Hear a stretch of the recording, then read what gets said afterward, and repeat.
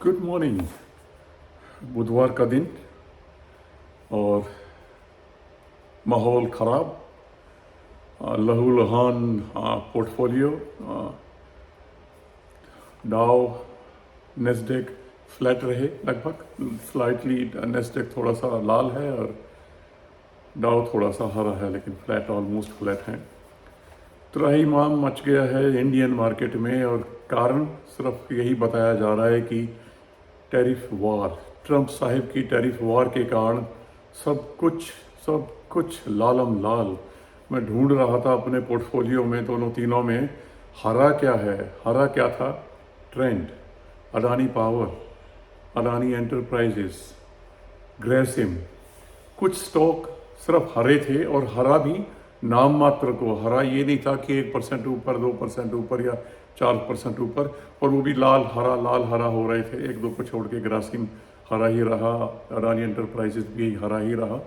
तो त्राहिमाम है, त्राहिमाम। क्या करें क्या ना करें। गेनर्स में मैंने बता ही दिया आपको। इनके अलावा भारती एयरटेल और डीवीस भी हरा था। लूजर्स 4% से ज़्यादा गिरने वालों में आयशर मोटर्स, अपोलो हॉस्पिटल्स नतीजे खराब, power finance, Zomato, VBL, Motherson, max health care, lupin more than 4% down, 4% से ज़्यादा।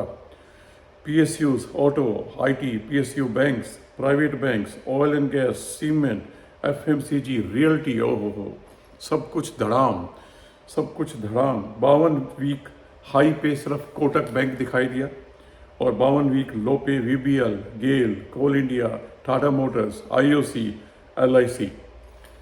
तो अब रीज़न मैंने टाइटल दिया है सेल इज़ फेल। क्यों? सेल तो है पर पैसा कितनों के पास है भाई? कितनों के पास है पैसा? जिनके पास पैसा है खरीदने का बेहतरीन मौका है, लेकिन सब कुछ नहीं, अभी और भी गिरावट हो सकती है।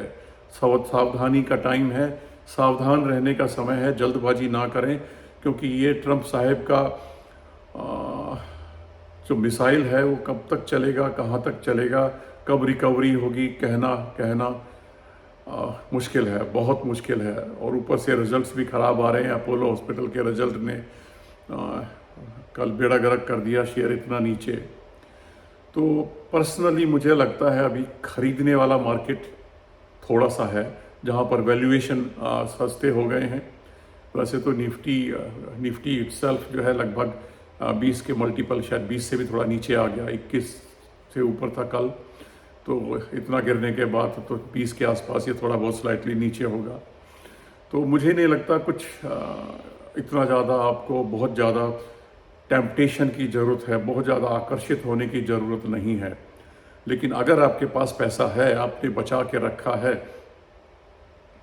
तो आप देख सकते हैं पीएसयू बैंक्स, जो हम अक्सर नाम लेते रहते हैं, जैसे कि एसबीआई हुआ, महाराष्ट्र बैंक हुआ, बार बार लेता हूँ मैं इनके नाम। तो जेएंडके बैंक हुआ, यूनियन बैंक ऑफ इंडिया हुआ, प्राइवेट बैंकों में आईसीआईसीआई बैंक हुआ, एचडीएफसी हुआ, लेकिन अभी महंगे हैं, इंतज़ार कीजिए। इसके बाद सीमेंट है, रियल्टी गिरी है। रियल्टी में अगर आप इंटरेस्टेड हैं तो रियल्टी में थोड़ा बहुत देख सकते हैं, हो सकता है फिर गिरावट आए।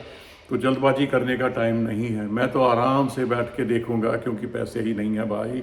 और ऐसे टाइम में मुसीबत ये है कि कुछ बेच भी तो नहीं सकते हैं, ना बेच सकते हैं ना खरीद सकते हैं। तो इसका मतलब sale is fail. That was my title, और ये मेरी इंटेंशन थी टाइटल देने की कि सेल आज फेल है।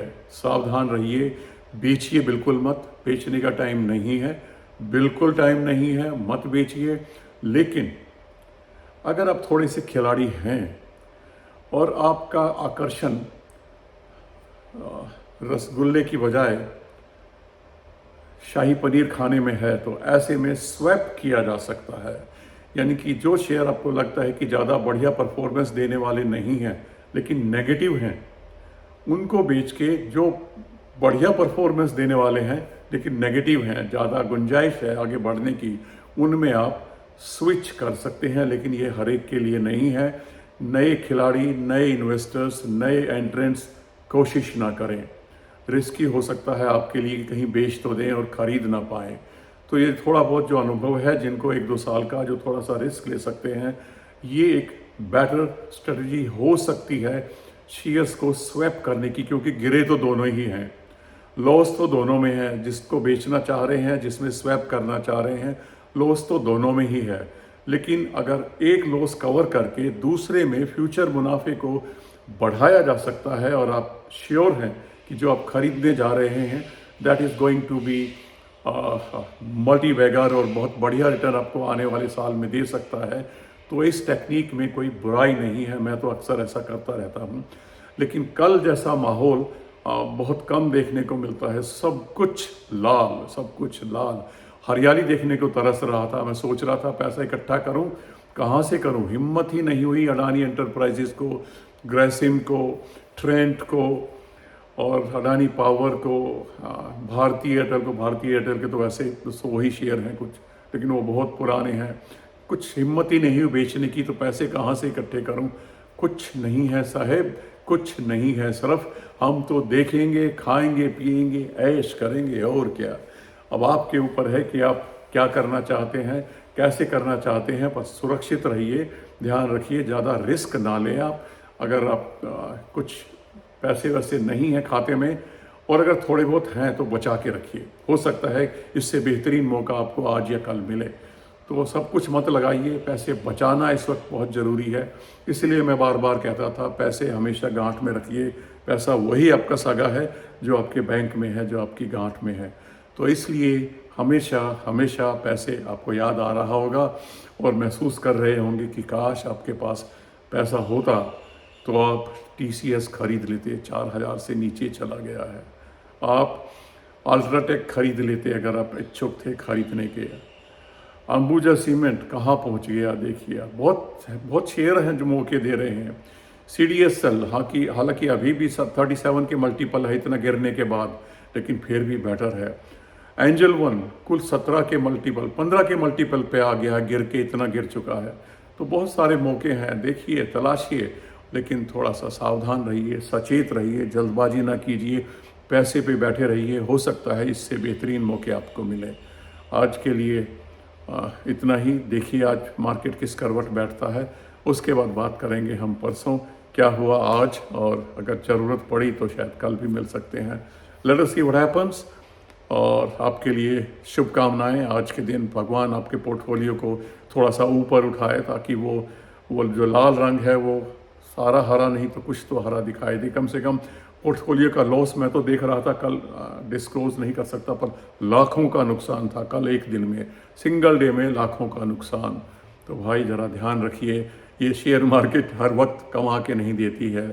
इधर से देती है तो उधर से ले भी लेती है, ये आपने कल देख लिया होगा। चलिए नमस्कार, फिर मिलते हैं, धन्यवाद।